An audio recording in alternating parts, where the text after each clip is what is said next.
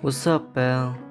Now we're back again on my tutorial of Roblox Studio, and now I'm gonna teach you about properties. Let's move on to the tutorial. First, spawn a part. Okay, now where is the properties? Head up to the model section and view section. And you see these two options here. Activate both of them.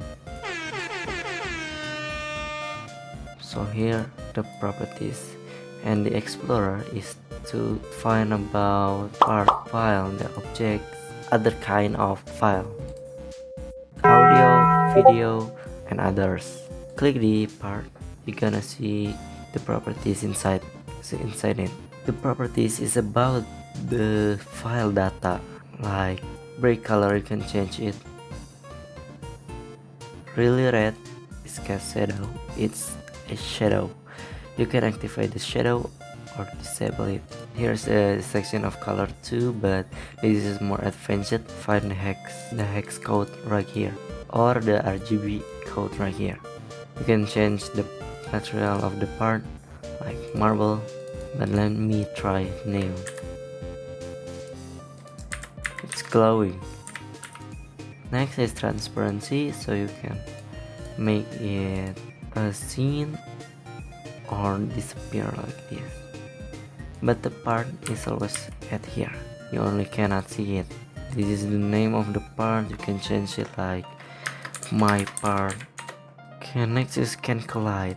What is can collide? We disable it. Okay, let's try to play.